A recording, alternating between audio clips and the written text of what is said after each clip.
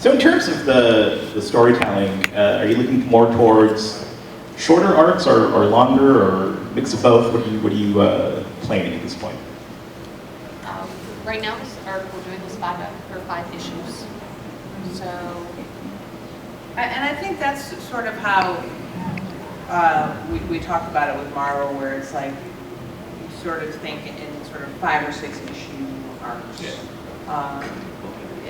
Which very much mirrors a TV season. So in Agent Carter this season we have 10 episodes, and we sort of break it down. Okay, well, like this is the halfway mark. So what's the big thing that happens halfway? Or this is, we know we're going to be going off the air for whatever. So is there?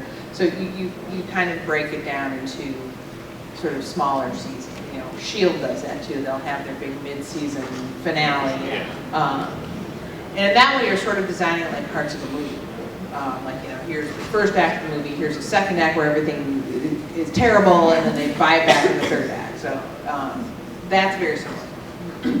How is season 2 going so far? It's what, 2 weeks of production? 2 weeks. Yeah. We're breaking episode 7. It's really good. It's so, I mean, we love the job so much, and we love, there's not a diva in the bunch on sort of top to bottom, everybody. Haley Atwell is exactly what you think Haley Atwell is. She's hilarious. James Darcy is hilarious. Together, they're lovely. They're really hard workers. They show up, they know their lines. Even in like we'll have a read through on their lunch break. So they've been already working 6 hours, and then they have to read this other script. And a lot of times we go to a read through and people sort of phone it in because they're tired, they're eating a salad or whatever. And they all come and they're acting and they're performing, and it's great. So we moved the show to 1947 LA, so we're doing like a lot of noir, beautiful stuff. So it's fun. I hope we can do it forever. And a lot of dub smash on set too. Yeah. Is what I can help in social media. Yeah. She is obsessed. She will not stop talking about it. I'm not kidding. All right, let's get some more questions.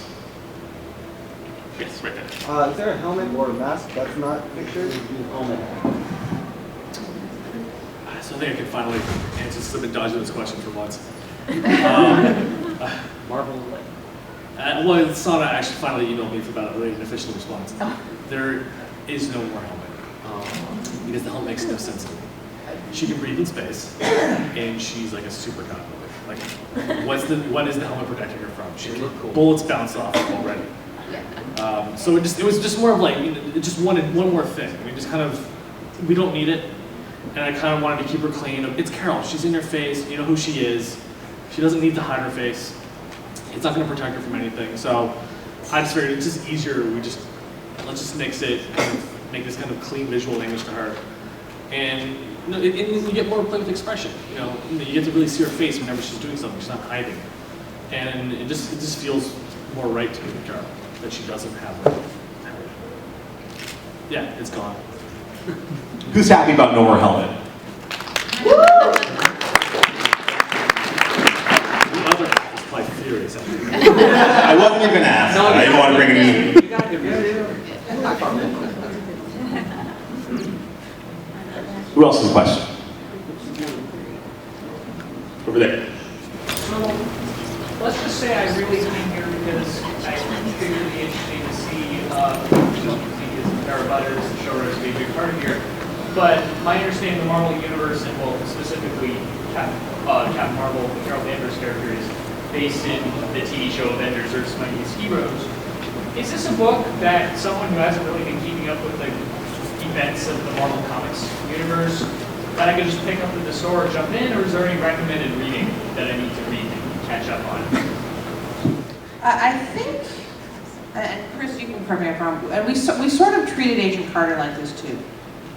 I like to be able to jump into something, and I'm a big geek and I read a lot of things, but I can't read everything, so I like to be able to read something and be able to jump into it and not necessarily have a lot of pre-knowledge of it. So that's sort of how we treated Agent Carter, and that's sort of how we're treating Captain Marvel. Like, there will be some sort of references that you won't necessarily get, but it won't impact your enjoyment of the overall story, because the story is sort of self-contained. And we sort of treated Carter the same way. Like, you can still watch Agent Carter having never watched Captain America or the Avengers. So I think we've been successful at that so far. I mean, Yeah. I mean, as someone who reads comics every day since I was 11, and I read the first script, I mean, it definitely, like, I had no questions about it. I mean, there are a few things that, you know, if you don't know she's in the Ultimates or something like that, that you may not just immediately grasp, but it's not largely important to the story itself, because we're starting with that 8-month gap and sort of, you know, kind of a fresh number one, that this really does sort of exist on its own, you know, level. So you can just go with number one and you should be fine. All right, we have like 15 minutes left. Who's got some hot questions? Who are your influences? I mean, what artists and writers did you like when you were growing up, since you said you were reading comics? Oddly enough, well, the big one for me is Lloyd Stewart Immonen. But the funny thing is, the one for me when I was 11 was Adam Kubert, which is odd because I did a panel with him today. So instead, thankfully I didn't freak out or anything. Olivia Coipel, kind of these very sort of distinct, but you know, I think Stewart for me is probably the big one, because Stewart is pound for pound probably the most consistent artist there is, and he can work month for month without missing anything. Like, I think that is more admirable to me than his actual drawing ability, is just his ability to constantly do work. I think it's great. I mean, he just looks at birds and gets the job done. That's the life. And he's at this convention too. Yeah, he's at F1 and 2, I believe, in the Artist Alley, with his wife Catherine, who's selling on boat. Did you guys grow up reading comics? I didn't. I was more of a sort of a Star Wars, Star Trek fan growing up. I had read some, and then ended up marrying a comic book guy, and so did she. And so, and it was one of those things where probably post-college, when I came out to Los Angeles, people would start to hand me things. So it's like, oh, here's Dark Knight, or here's Superman for all seasons. Like, these are just like really good books. So I've sort of amassed a very small collection of just people just sort of would hand me like, you should read this, and you should read this. So I've sort of had this very piecemeal relationship with comics, but it's a very fun and easy genre for me to click into, because I sort of have those muscles already working.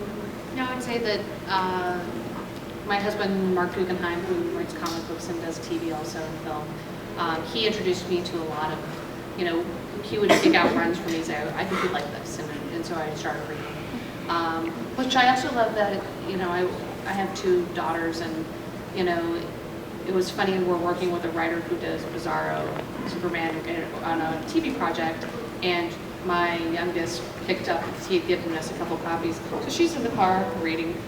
She was enjoying them quite a lot. It's just sort of also another fun way to introduce kids into enjoying reading, and I love the art. I mean, I think for me that's the most exciting part of it, is it's such a visual storytelling. Is that Heath Corson? Sorry.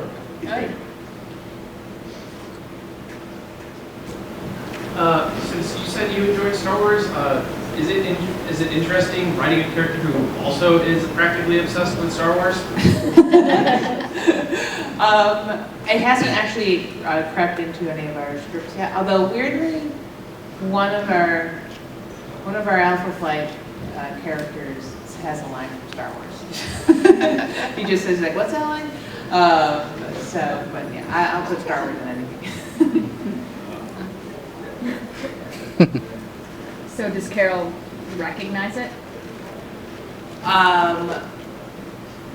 In the moment, she's busy with something else.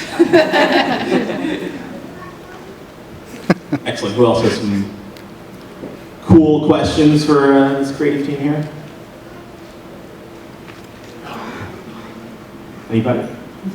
I'm actually trying to this page that Chris sent me is downloading very slowly, and I think by the time we hit like 6 p.m. exactly, it'll have downloaded. So I'm trying to do it. You guys get your first look at a page. Yes, so it's going to be We just exciting. finished yesterday. Just finished yesterday. I'm excited to see it. It's a blue screen. It says unknown time remaining, but I'm gonna guess about 5 minutes, given the pace it's going. So writing strong female roles like Agent Carter and Captain Marvel, has that like influenced you or affected your life in any way personally? You know what? I really enjoy writing those characters. I think that it's, I mean, like I said, I have 2 daughters, and so I really love the idea that they see women portrayed as heroes. But then again, the other show I loved writing was Reaper, which it was a bunch of idiots. And they were so much fun to write too.